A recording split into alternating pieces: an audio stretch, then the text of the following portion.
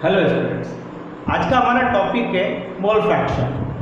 Mole fraction को हिंदी में कहते हैं मोल प्रभाग या मोल भिन्न। तो इसकी जानकारी लेने के पहले आप सॉल्यूशन के बारे में जान लें थोड़ा सा।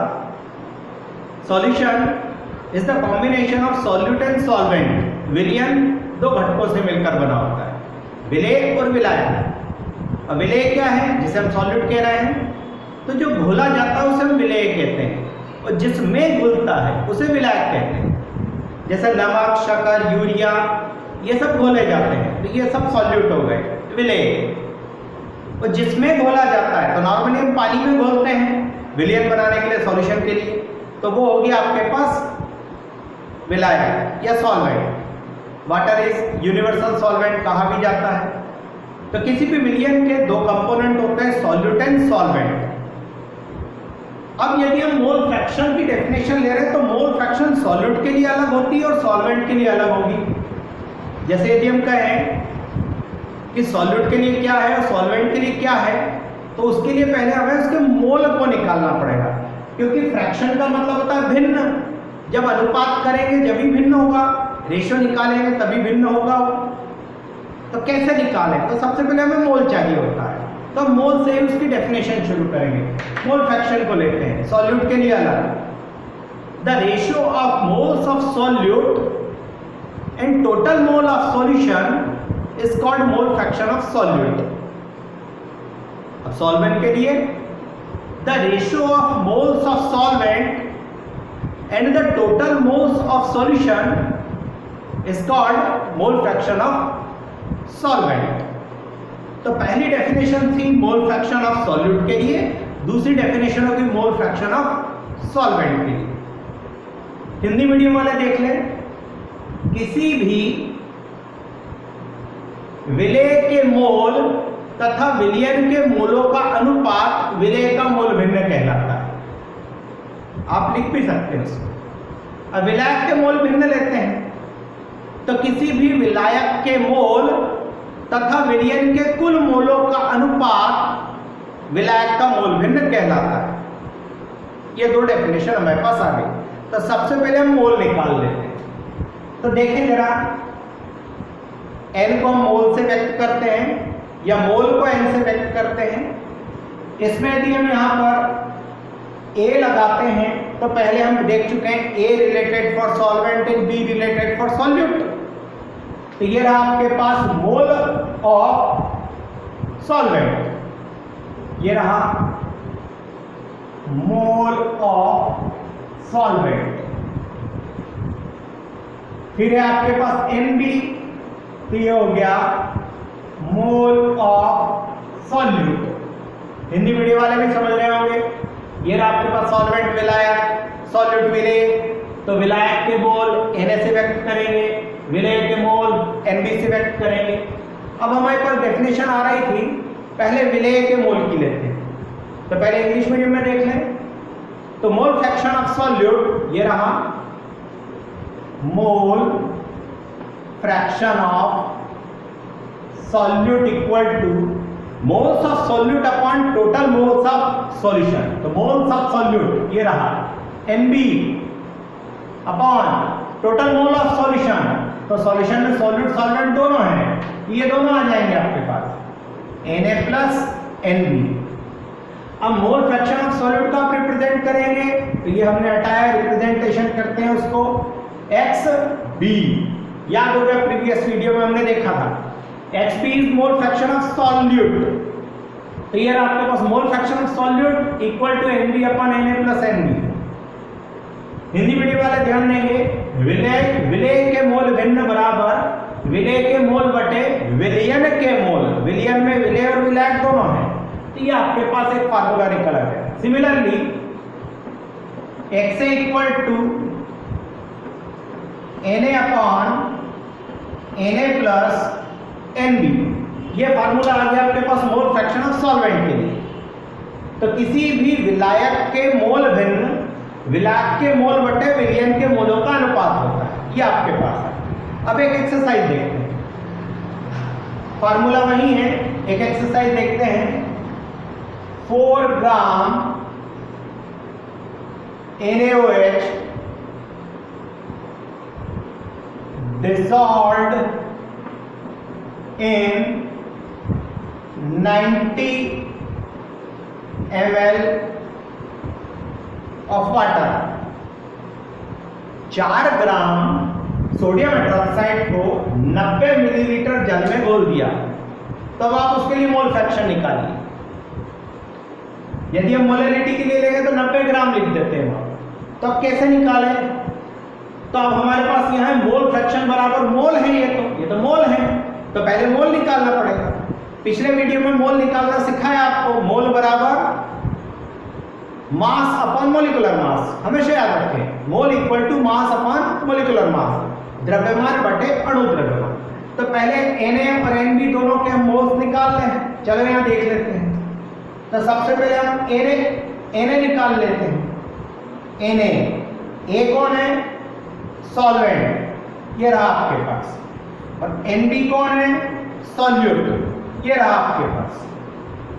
तो अब देखते हैं, अपने पास Na निकालना है, तो मास अपॉन मोलिकुलर मास। Na मास कितना दिया हुआ है? 90, ये रहा 90, यहाँ ग्राम कर देते हैं तो मास ज़्यादा कंफ्यूजन नहीं होगा। तो ये 90 उसका मास हो गया। अब मॉलिक्यूलर मास किसके लिए? H2O के लिए। तो H2O के लिए मॉलिक्यूलर मास कितना होगा? 18, ये 18 5 जा 90। तो Na की वैल्यू कितनी आ गई? 5।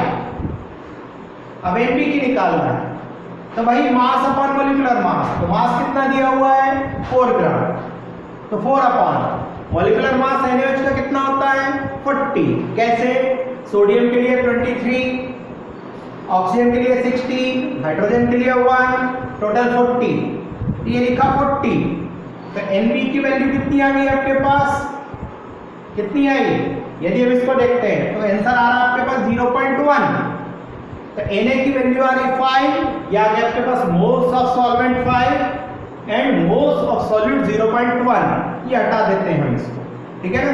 उस फार्मूले की वैल्यूज को रखेंगे। देखें जरा, यहां वैल्यू रखते हैं। Nb है 0.1 अपॉन Na प्लस Nb। तो पहले इन दोनों को यहाँ सम करके देख लें। Na plus Nb equal to, Na कितना है? 5 और Nb कितना है? 0.1। तो ये हो गया 5.1। इन दोनों का सम कितना हो गया? 5.1। ये यहाँ रखना है, ये रखा 5.1। तो यदि हमारे पास इस तरह से हम मोल फ्रैक्शन निकालना चाहते हैं तो 0.1 में 5.1 को डिवाइड करेंगे तो आंसर आता है 0.019। 0.019 ये आंसर आया। अब इसी तरह से यहां करें तो ये किया हमने। Na की वैल्यू कितनी दी हुई है? 5। ये लगाया 5.0 अपॉन वही 5.1 इक्वल टू, अब इन दोनों को यदि हम डिवाइड करते हैं तो आंसर आता है 0.981। 0.981। इसका मतलब आपके पास xp की वैल्यू आ रही है 0.019 और xa की वैल्यू आ रही है 0.981। इसका मतलब mole fraction of solute equal to 0.019 and mole fraction of solvent 0.981। ये दोनों आपने सॉल्व कर दिए। एक्सरसाइज में दिया हुआ था 4 gram sodium hydroxide dissolve in 90 gram of H2 then find out mole fraction of both means solute and solvent. तो सॉल्यूट के लिए आपने कितना निकाला? 0.019 और सॉल्वेंट के लिए कितना निकाला? 0.981। अब प्रीवियसली नॉलेज है हमारे पास कि सॉल्यूट एंड सॉल्वेंट दोनों को मिलाते हैं तो हमारे पास जो सॉल्यूशन बनता है वो 1 मोलरिटी का सॉल्यूशन होना चाहिए। तो देखते हैं, इन दोनों के मोल फ्रैक्शन मिलाते हैं। तो XA की वैल्यू है ये रही, XB की वैल्यू वो ये रही, तो यही मिला लेते हैं। चलिए देखते हैं। XA plus XB equal to 1 mole solution होना चाहिए। Let's check out. XA की वैल्यू आ रही है हमारे पास 0.981 प्लस XB 0.019 दोनों को आप टोटल करें, देखें 9 and 1 10, remains 1, carry 1, 1 and 8 1 9 and carry 1 10, remain 1, it means carry हो रहा है 1, 9 and 1 10, ये रहा, one more time 1, decimal and 1, answer कितना आ रहा है 1 ही आ रहा है। इसका मतलब आपके पास मोल फ्रैक्शन जब दोनों के आप लेते हैं तो आपके पास सॉल्यूशन का जो मोल है वो कितना होना चाहिए 1, ये कांस्टेंट फिगर है तो देखो 1 आ रहा है। कभी कभी ये 1 ना आकर 0.99 भी हो सकता है तो ये भी सही है। तो आपने इस वीडियो में देखा मोल फ्रैक्शन कैसे निकालते हैं। मोल फ्रैक्शन निकालने के लिए आपको फार्मूला याद होना चाहिए। Mole fraction equal to mole fraction of solute equal to moles of solute upon total mole of solution. Mole fraction of solvent equal to moles of solvent upon total moles of solution. तो कोई भी exercise हो उसमें आप निकाल सकते हैं। यहाँ तो अपन ने दोनों निकालनी है। तभी पूछा गया मोल्स आप find out the mole fraction of only solute, तो आप केवल NaOH के लिए निकालेंगे तो आपकी वैल्यू केवल 0.019 लाकर आप आंसर कर देंगे कंप्लीट। तभी पूछा जाए only you have to find mole fraction of solvent, तो मोल फ्रैक्शन ऑफ सॉल्वेंट आ रहा है 0.981 इस तरह से। बट कभी कभी पूछा जाता है मोल fraction of solute and solvent and prove that 1 mole solution will be prepared, तो इस तरह से आप प्रूव कर देंगे। आया ना इस तरह से आपको समझ में। तो इस तरह से हमने वीडियो में कंसंट्रेशन मेथड्स कंप्लीट की हैं जो इंपॉर्टेंट है ज़्यादा। Molarity, molarity, normality and mole fraction. Best of luck.